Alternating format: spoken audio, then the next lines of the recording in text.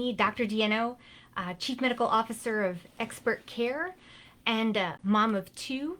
And I'm here for our Tuesday Parent Talk about a common parenting topic. Today we are going to talk about food allergies. If you have a question or a comment, I'd be very interested to hear what you have to say. Please put it in the comment section. For me, it's over here. Actually, it's over here. And I'll answer your questions the very best I can, but I will answer everything. And if I have to go back and look at the answers, I'll look up answers if I have to. Okay. And I see that because this is a very big topic. May is Asthma Allergy Awareness Month. Food allergies is a common question we get in the peds clinic. So I thought I'd try to give a little bit of an overview, but as I was going back over my resources information, I remembered what a massive topic food allergies is. It's enormous, it's deep, it's weighty, and it can be a big deal. Hold on a second. My information guy says, I guess I'm looking at the wrong camera. We'll try looking at this camera. Food allergies, big deal, lots of topics. There's a reason there are specialists. So let's try to do a general overview. Okay, I did get one question already about oral immunotherapy, and I'm definitely going to touch on that today. But my general discussion is going to be kind of a broad overview from the angle of what I typically see in the general pediatrics clinic for parents that come in to talk to me about food allergies, okay? So like a number of things that I think we've either discussed here or I've discussed in other lectures I've given to mid-level providers, people come in and they say they have a concern about a specific thing, but what they mean may not line up with the actual definition, medical definition of the thing we're talking about, okay? And it reminds me of the kind of joke anecdote I would always tell medical students and residents. The resident came on to his scheduled ER shift. He signs in and quickly goes in to see a new patient. It's very busy, so he grabs the chart, runs into the little ER room. Patient is an elderly man. He's asleep. Wife is sitting next to him. And the doctor says, "Hi, I'm Dr. So-and-so. What brings you to the emergency room this evening?" And the wife says, "Oh, my husband had a heart attack." And the doctor says, "Tell me more about that. What do you mean by heart attack?" And the wife says, let me make sure I got this under control here. The wife says, where you say, "Ah," and you fall on the ground and you shake and your arms and legs and you foam at the mouth and you're not responsive and then you're asleep afterwards, a heart attack. If you don't know, the joke is that woman just beautifully described a seizure. So parents may come in to ask the pediatrician about a number of things and not be fully indoctrinated or fully educated into what the terminology actually means. So let's go over that really quickly. A lot of parents will come in, it's very common in the peds clinic, as I said, to have a parent bring their child in and say, "I am concerned about a food allergy," or "My child has a food allergy." And that is a perfect time to say, "Tell me more about that. What do you mean? When you say your child has a food allergy, what does that mean? Tell me." I will tell you that an adverse food reaction is any sort of unwanted side effects that happen when somebody ingests a food or maybe comes in contact with a food. Okay, and that can actually cover a number of different things. So let's go over some of the things that actually do not qualify as legitimate IgE-mediated food allergies, okay? There's a couple different things we talk about. One of the most common ones is my child is allergic to milk, okay? This most commonly shows up in infants, typically 2 to 8 weeks old, okay? The technical name is food protein induced proctocolitis, but we typically just say the baby has a milk protein allergy. And how that manifests is that this is a totally normal, healthy, thriving infant, typically between 2 to 8 weeks old, who presents with kind of a scant amount of kind of mucoid, bloody material in the stool. It's a small amount, very, very tiny amount. Child's otherwise doing great. There's no history of constipation, and there are no anal fissures, okay? Those are kind of typical things we look for. If that's the story, often these kids will outgrow it. If the child is symptomatic, appears to be in pain, parent is very concerned about it, we'll typically switch the child to a partially hydrolyzed formula like Alimentum, or we will switch them, if it's bad enough, we'll switch them to a completely hydrolyzed formula like Elecare. But I'll typically tell parents, if your child is healthy, thriving, happy, and this isn't bothering them, the mom can try eliminating obvious dairy or milk from her diet. Complete elimination of milk protein is actually pretty difficult. But if that kid is doing well, I'll tell moms to keep breastfeeding or keep going with the formula they're using. These allergy formulas can be very expensive. Some are covered by WIC, but they can typically be very expensive and they don't smell great, and sometimes the babies don't like them. So that's a great thing to see your pediatrician about, not really an allergy, and often these kids do really well. So very, very common pediatric thing. Another thing parents will sometimes refer to as an allergy is celiac disease. That is an autoimmune condition. Celiac disease is an autoimmune condition in which the child's body is in a state of inflammation in reaction to that protein, okay? It often appears in the child as vomiting, abdominal distension or pain, failure to thrive or weight loss, and iron deficiency anemia. Okay, there are tests for that, blood tests. Your doctor can draw those and send them out. It's a good idea to go see a peds GI doctor because there are some very specific tests that need to be done to further confirm. The gold standard is that small bowel biopsy that shows the damaged villi as a result of the reaction to that gluten. Okay, some parents will say, "Well, I think my child has celiac disease. I think they're gluten sensitive, so I went to a gluten-free diet." Believe it or not, if you truly believe your child has celiac disease, that's a bad idea. It's going to mess up the tests. So what I typically recommend to parents is, you think your child has celiac disease? Have you modified the diet? No? Great. We're going to do blood tests. We're going to send you to peds GI, and they're going to take it from here. All right? Celiac disease is not something that is typically managed by a general pediatrician. We get the workup started. We can get you referred to peds GI, and we let peds GI take it from there. Celiac disease, autoimmune condition, not a food allergy. Okay, back to the milk. A lot of people say my child's allergic to milk. What happens if your child drinks milk or has a lot of dairy? They get very gassy, bloated, they have loose stools. Okay, that sounds like lactose intolerance. And that is a function of a deficiency of an enzyme called lactase in the small intestine. It's a malabsorptive syndrome. The child eats a large quantity of dairy in whatever form. The dairy passes into the small bowel can't digest it, passes into the large intestine. We have lots of gas produced, the malabsorption, the bloating, the diarrhea. Typically, this can actually be managed by limiting the amount of dairy that child consumes. If we don't consume so much dairy, we won't have such a bad reaction. Or there are lactose-free or limited products you can buy. Lactaid, you can buy that at the grocery store very easily. That's that lactose-free milk.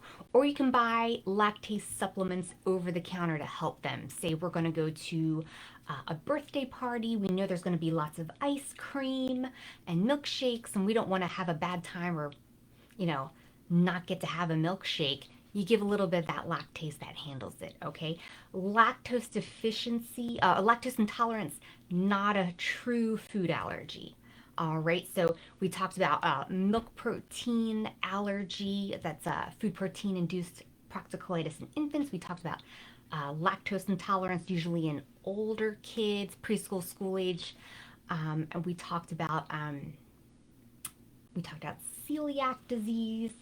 Um, there's another one that's oral allergy syndrome, also known as pollen food allergy syndrome. And this is one that's more localized to the oral mucosa.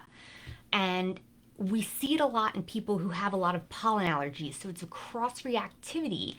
The reaction the child has to the pollen or the adult has to the pollen, it cross reacts with protein that's in that particular fruit or vegetable. Okay, so for instance, I actually have oral allergy syndrome with avocados. If I eat uncooked avocado or unprocessed avocado, so I slice an avocado, I scoop it, I put it on my burger or I put it on my salad, I'll get kind of itching and buzzing of my lips and tongue. That's something you see in oral allergy syndrome. Okay, it's pretty common, and it may actually be seen mostly at times when the pollen is very, very high. So depending on what pollen you react to will depend what food you react to. If we've got high pollen, you may have more oral allergy symptoms when you consume offending foods. And typically it is the uncooked fruit or vegetable. Once it's cooked, that protein is denatured, it's broken down, you don't have that same reaction. So uncooked fruits or vegetables. And while it doesn't typically progress to systemic manifestations of allergic reaction or anaphylaxis, it can. It can. So it's something to be aware of. Also, I still eat avocados all the time. I love guacamole. I'll take care of myself. Don't worry. I'll watch out for myself. All right. So that's a common one. And when people talk about my child has food allergies, sometimes they're talking about the eczema gets worse with exposure to a specific food. Again, that is definitely something we see. Children with allergies, eczema, asthma, all three of those guys like to hang out together. And children who have very severe eczema can have food sensitivities that will worsen the eczema. Milk is a common one of these guys. Again, this is something you should bring to your general pediatrician. They'll make clear documentation of it in the child's medical record. And if you are not already seeing a dermatologist, if you are not already seeing an allergist, your pediatrician should send you on to one of those specialists because there's some specialized testing that needs to be done and specialized management of that condition. Okay, food allergies. Whoo! There's a lot to talk about. Okay, now let's talk about the thing people are worried about when you say, my child has a food allergy, my child is allergic to peanuts, my child is allergic to pine nuts or any kind of tree nuts, or my child is allergic to fish. That's the IgE mediated food allergy, okay? That's anaphylaxis. The child eats the offending food, let's say it's shrimp, okay? The body releases an exuberant, overreactive, and inappropriately enthusiastic allergic response that can lead to adverse reactions. So what do we see? We're talking multiple organ system involvement and notable impairment. You can have dermatologic involvement, flushing, or you can become totally pale. You can break out in itchy hives. You can have what's known as angioedema. We talked about that last time. Remember that swelling, lips, tongue, face, things like that. You can have gastrointestinal manifestations, abdominal cramping, vomiting, diarrhea. You can have tearing or conjunctival injection. You can have a runny nose.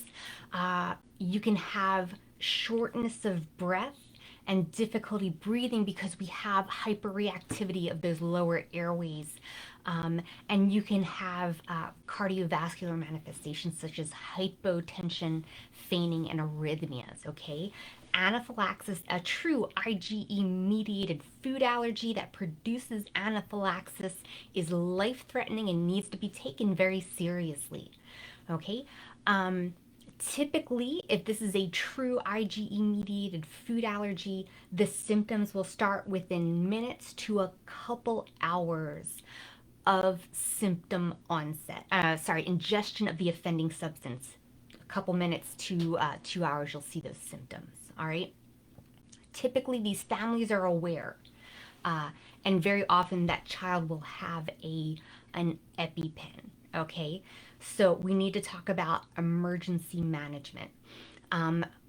Quickly, I will say we have to have that EpiPen nearby.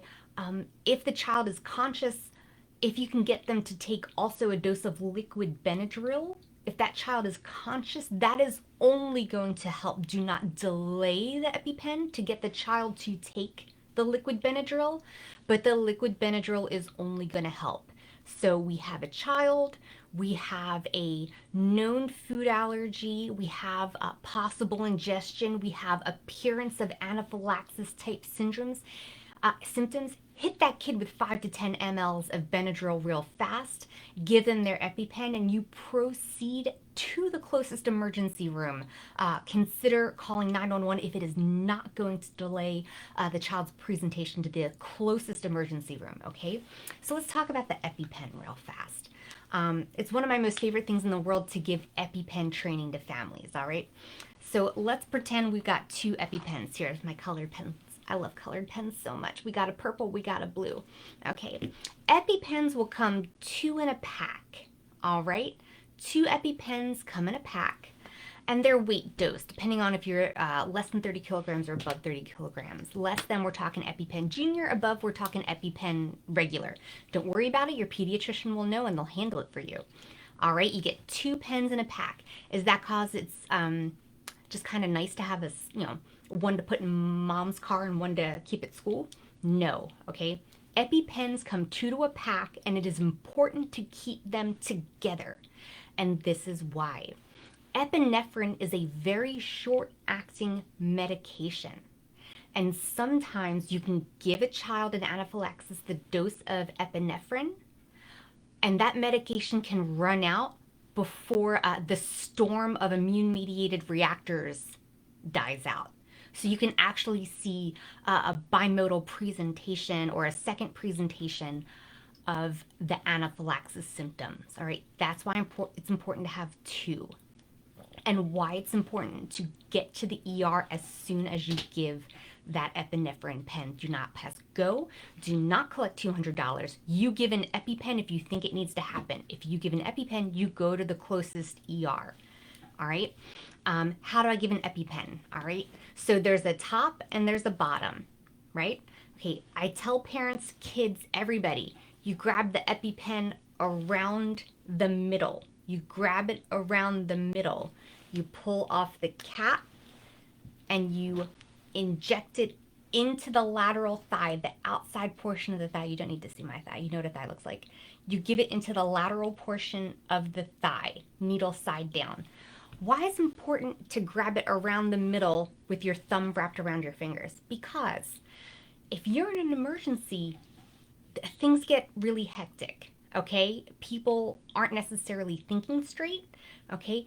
If you put your thumb over the bottom of the EpiPen, sometimes that's the top, okay?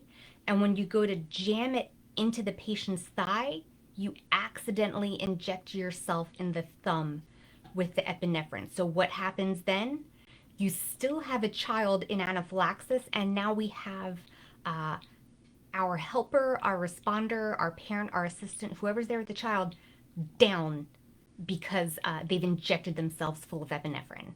And we are still having anaphylaxis that is not being treated, and we are down 1 EpiPen, okay? If you're gonna give somebody that EpiPen, you grab it around the middle, thumb wrapped around and tucked in with the fingers, pull off the top, inject it into the thigh. If you do it this way and you did it the wrong way, no big deal. Flip it around, try it again, all right? No big deal, okay? You give that EpiPen, go to the ER immediately. Please, if you take one thing away from this talk, As soon as you give that EpiPen, you go to the emergency room. Alrighty? Okay, you got in a dose of Benadryl, you got in that EpiPen, you got the second one on standby, you're on your way to the emergency room. Great job, strong work. All right, that's a super brief overview of food allergies. That's more kind of emergency stuff, real surface layer stuff. Okay, I wanted to kind of touch on the common concerns for food allergies and what you really need to be aware of, what the true definition of food allergy is. Now, I did get a comment already. Thank you so much, you guys. I really did already get one comment from somebody on Instagram. And let me look at that person's name really fast. I'm sorry, I absolutely should have had it ahead of time. But when we put out our notifications, we ask for comments, we ask for questions. We are super interested in your input and your feedback. And so let me see if I can find it from the initial person. It was a mom who had a question about, it was from Saw Caroline. Thank you, Saw Caroline. Thank you. Any thoughts or experience with OIT? Okay, great question. All right, so OIT, if you are not aware, means oral immunotherapy. Okay, remember last week we talked about allergy shots. We talked about the immunotherapy that way. Okay, oral immunotherapy is something that's currently under investigation as an option for children with food allergies. It's new stuff, hot off the presses. The idea is you give that child controlled amounts of the offending substance to eat over a very specific period of time.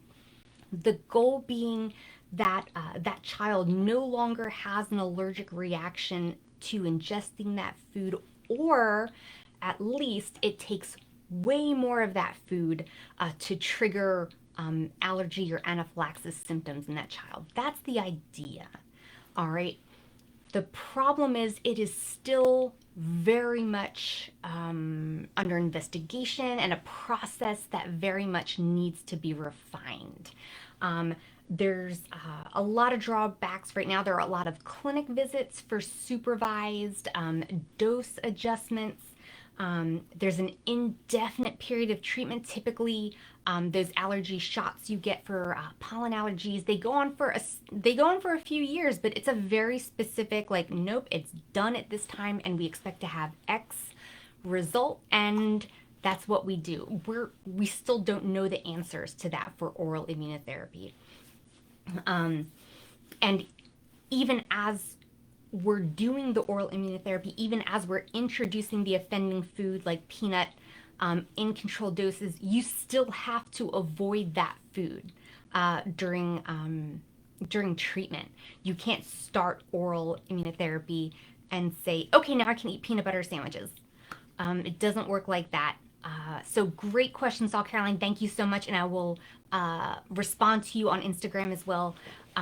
Oral immunotherapy definitely came out about a year ago. The latest paper came out in pediatrics. It's something that's being tested, but it's not, we don't have it refined just yet. Okay, so we're still working on it. Okay, I do have a question. Thank you so much for your questions.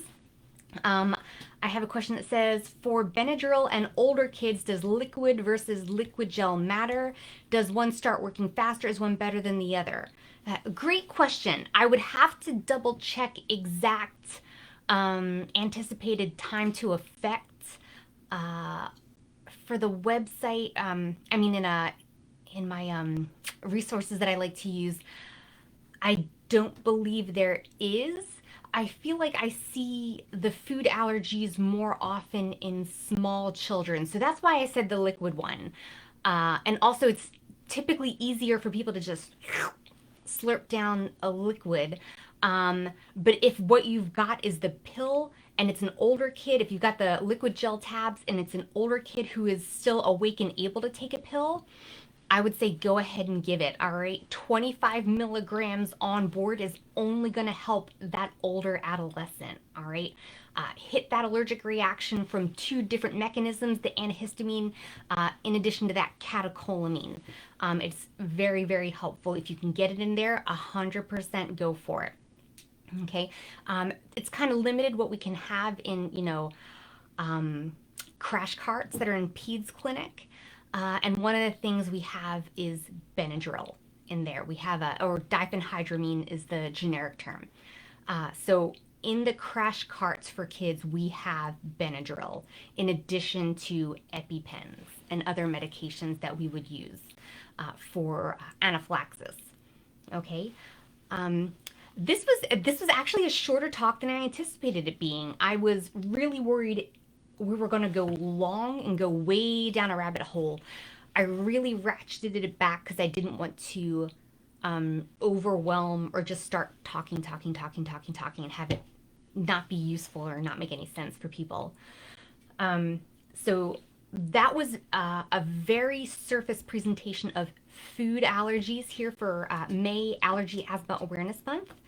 Common presentations in the pediatric clinic.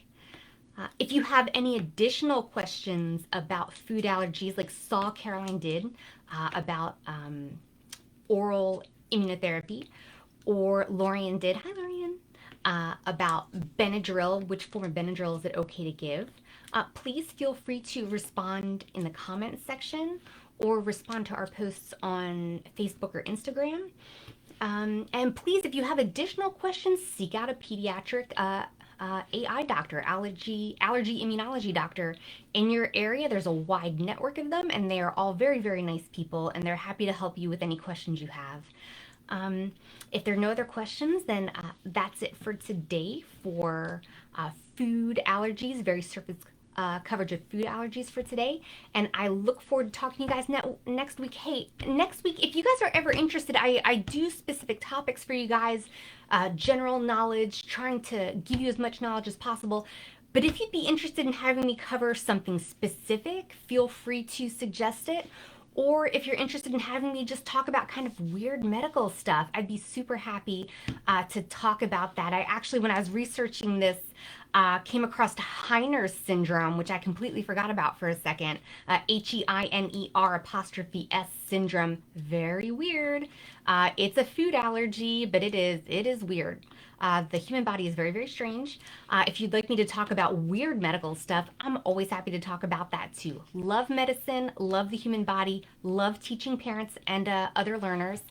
And that's all I have for this week. So I hope you guys have a really great week, and I'll talk to you later. Okay, bye.